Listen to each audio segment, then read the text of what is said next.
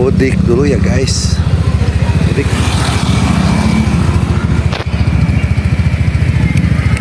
Kamis, tanggal 4 April tahun 2024. Bab 3087, Menantu Laki-lakiku yang Baik Membantuku. Bab 7711 sampai bab 7715. Terima kasih, Jazakumullah khairan kasiron, kepada Tuan M. Yuda Kusuma dari UST, yang sudah kirim THR melalui akun Dana, dan kepada Tuan Mohyones, yang sudah kirim super thanknya. Semoga kebaikannya dibalas sama Tuhan Yang Maha Esa berlipat-lipat ganda, dan disehatkan selalu beserta seluruh keluarganya, serta dilancarkan dalam segala urusannya. Amin ya robbal alamin. Oke, mari kita lanjutkan cerita Nyonya Malannya. Mendengar polisi lalu lintas mengatakan bahwa Malan akan bunuh diri, Xiao Curan tiba-tiba berkata dengan gugup, "Tolong bawa saya ke sana untuk menemuinya." Polisi lalu lintas pun buru-buru berkata, "Ayo, ayo." Setelah mengatakan itu, dia segera membawa Xiao Curan ke kamar tempat Malan berada. Ye Chen kebetulan mengikutinya. Dia meletakkan barang bawaannya di pintu masuk dan mengejar mereka. Dia menghentikan mereka berdua dan bertanya, "Kamerat polisi lalu lintas, di mana Tuan Xiao yang datang ke sini bersama Nona Ma? Bolehkah saya melihatnya?" Pertama, polisi lalu lintas bertanya dengan rasa ingin tahu, "Siapa Anda?" Ye Chen menjelaskan, "Saya menantu laki-lakinya. Saya tidak memikirkannya. Istri saya pergi untuk membujuk ibu mertua saya, dan saya pergi untuk membujuk ayah mertua saya. Setelah mereka semua dibujuk, kami membawanya pulang bersama." Polisi lalu lintas berkata dengan cepat, "Oh, bagus." Setelah mengatakan itu, dia segera melambai kepada rekannya, "Xiao Su, kemarilah dan bawa pria ini ke kamar Xiao Changkun." Pria itu buru-buru berkata, "Oke." Ye Chen memasuki ruangan tempat Xiao Changkun pertama kali. Begitu dia memasuki ruangan, dia melihat Xiao Changkun dengan wajah berantakan duduk di kursi dan merokok berat. Polisi lalu lintas lainnya menasihatinya, "Kamu, jangan sembunyikan apapun dari istrimu. Kamu harus membicarakannya. Seperti kamu, aku sendiri yang mengatakannya. Kamu tidak menyembunyikan apapun dari kekasih lamamu. Jadi kenapa kamu tidak memberitahunya lebih awal? Jika kamu memberitahunya dengan jelas sebelumnya, bukankah masalah ini sudah selesai?" Xiao Changkun tidak menyadari bahwa Ye Chen telah masuk. Dia menundukkan kepalanya dan merokok sambil berbohong. Aku tidak ingin menimbulkan masalah." Polisi lalu lintas tersenyum, "Ayolah, kita semua laki-laki, jika tidak ada yang salah. Saya ingin menulis ini di wajah saya dan pulang ke istri saya. Mengapa saya tidak memberitahu istri saya dan merahasiakannya selama ini panjang? Bukankah ada sesuatu yang berbeda di hatiku?" Pikiran Xiao Changkun tidak tahu bagaimana menghadapinya untuk sementara waktu. Pada saat ini, polisi lalu lintas mendongak dan melihat Ye Chen dan rekannya yang membawa Ye Chen masuk, dan saling memandang dengan pandangan bertanya. Pria itu kemudian berkata, "Menantu Xiao Changkun ada di sini. Biarkan mereka mengobrol sebentar." Xiao Changkun tiba-tiba mengangkat kepalanya dan tiba-tiba melihat Ye Chen. Dia bergegas mendekat dan berteriak, "Ye Chen, menantuku yang baik, kamu benar-benar ingin membantuku kali ini." Kedua polisi lalu lintas itu segera keluar, meninggalkan Ye Chen dan Xiao Changkun di dalam kamar. Ye Chen bertanya tanpa daya, "Ayah, apa yang terjadi?" Xiao Changkun berkata dengan marah, "Hei, jangan sebutkan itu, bahwa Xiao Wu dalam pertemuan kita memasukkan undangan pernikahan yang diberikan oleh Han Meiking kepadaku ke dalam mobil kemarin. Kamu bilang biarkan saja hal bodoh ini, tapi dia meneleponku hari ini untuk mengingatkanku akan hal ini, seolah-olah dia memintaku untuk mengambil pujian atas hal itu. Ternyata bagus. Lalu Malan duduk di depanku. Apa dia tidak melihat undangannya?" Kemudian dia mulai bertanya padaku kapan Han Meiking kembali. Aku tidak memberitahunya. Dia bertanya padaku apakah aku berselingkuh dengannya. Aku tidak mengatakan apa-apa. Tapi pada akhirnya, perempuan jalang ini sepertinya sudah kehilangan akal sehatnya dan duduk di sana sendirian. Saya terus berbicara dan berbicara, dan saya menebak semuanya, dan kemudian mulai berkelahi dengan saya di jalan raya. Setelah itu, dia melihat ke arah Ye Chen untuk meminta bantuan. "Menantu yang baik, beri saya tipuan dan lihat apa yang harus saya lakukan sekarang." Malan tidak hanya bermasalah dengan saya, tetapi dia juga akan pergi ke pernikahan Han Meiking, menanyakan padanya kapan dia kembali. Bukankah ini akan merusak reputasiku di Jinling? Ye Chen menghela nafas dan berkata, "Ayah, sudah lama ku bilang padamu bahwa mungkin ada badai petir dalam masalah ini, tapi kamu tidak mempercayainya."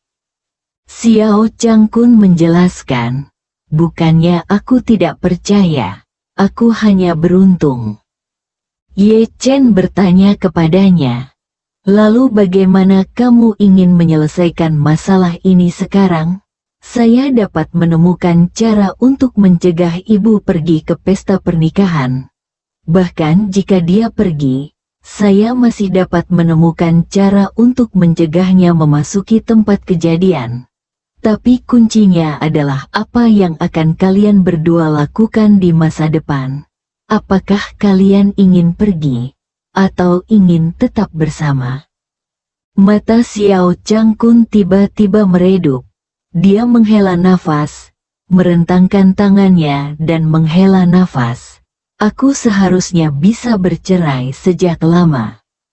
Aku sudah tinggal dengan Han Meiking. Tapi jika kita bercerai lagi sekarang, dengan siapa aku akan tinggal di masa depan?" Karakter Makenlan mengizinkanku untuk terus tinggal di Thomson Yipin. Apakah dia harus mengusirku dari rumah? Aku bahkan tidak punya tempat tinggal, jadi aku tidak bisa tanpa malu-malu pergi ke sebelah untuk mengikuti ibuku dan saudara laki-laki apakah mereka tinggal bersama. Setelah mengatakan itu, Xiao Changkun menghela nafas lagi. "Saya yakin mereka tidak akan melepaskan saya."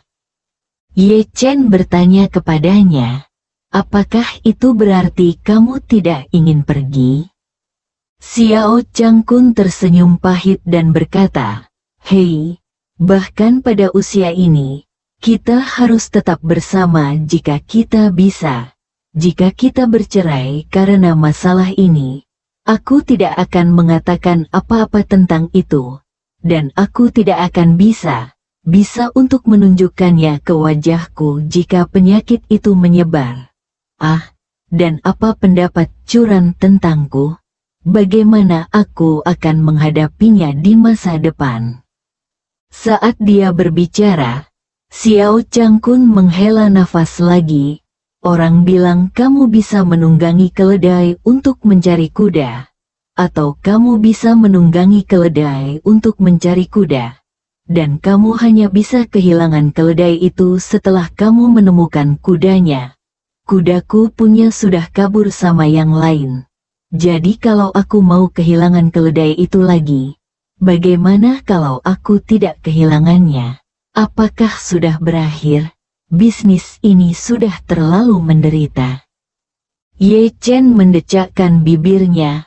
Ayah, izinkan saya mengatakan yang sebenarnya. Bukan perceraian adalah hal yang paling sulit untuk dihadapi saat ini. Ayah tidak ingin bercerai atau pindah. Ayah tidak ingin orang lain menudingnya.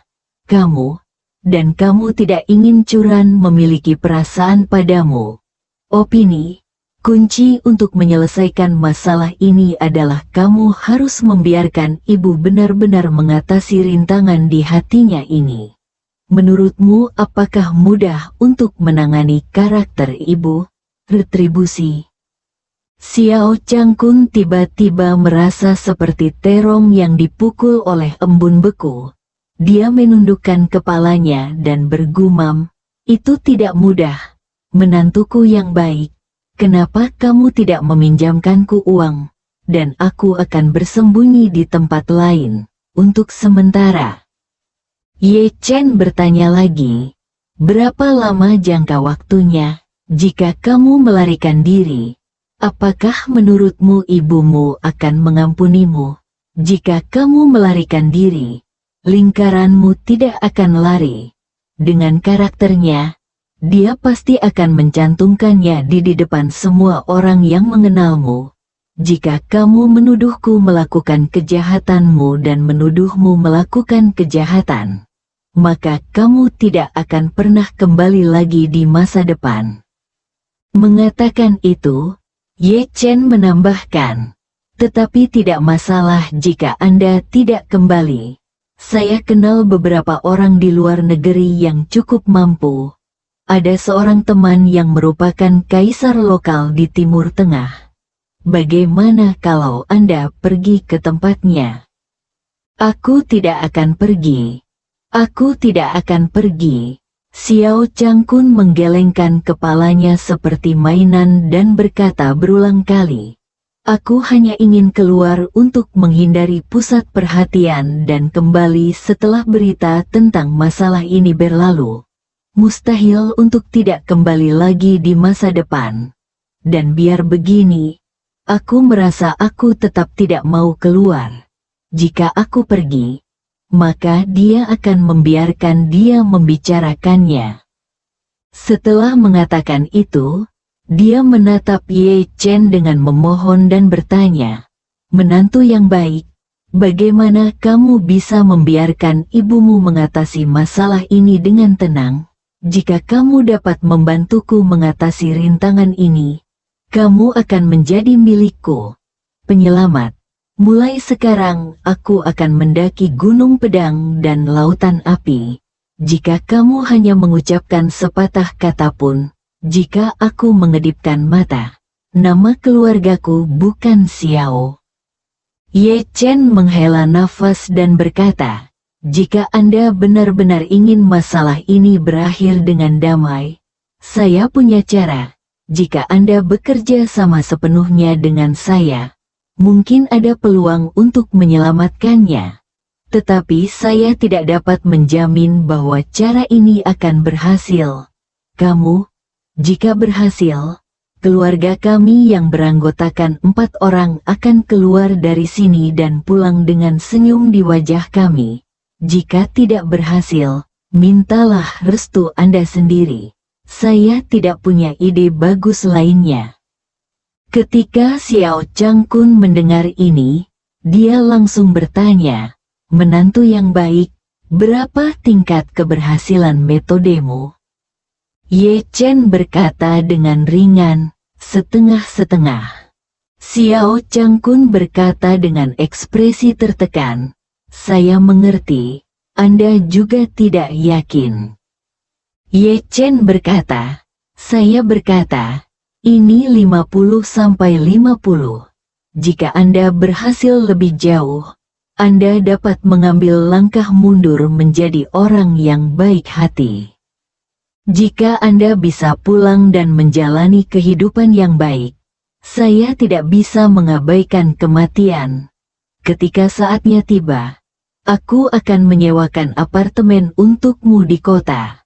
Kamu bisa pindah dulu, keluarlah dan biarkan ibu tenang. Jika dia benar-benar ingin membuat keributan di Universitas Warga Senior atau Asosiasi Kaligrafi dan Lukisan, Curan dan aku akan menemukan cara untuk menghentikannya. Setelah mendengar ini, Xiao Changkun memegang erat tangan Ye Chen dan tersedak isak tangisnya. Menantu yang baik, dengan kata-katamu, hati ayah akan setengah tenang. Katakan padaku, apa yang bisa aku lakukan? Ye Chen berkata dengan serius, Ayah, jika kamu benar-benar ingin menggunakan metode ini, kamu harus rela keluar dan rela memutuskan hubungan. Xiao Changkun berkata dengan tegas, saya bersedia menyerah. Saya bersedia menyerahkan apapun. Selama saya bisa mengatasi rintangan ini, saya akan melakukan yang terbaik, tidak peduli apa yang Anda minta saya lakukan. Setelah mengatakan itu, dia tidak yakin dengan perkataan Ye Chen. Jadi dia segera bertanya, menantu yang baik, jika hal ini tidak berhasil, jika Anda menyewakan saya rumah, dapatkah Anda menyewakan saya komunitas yang lebih baik? Selain itu, bagaimana dengan perpustakaannya? Linan, bisakah kamu mengizinkan aku mengemudi? Bersambung.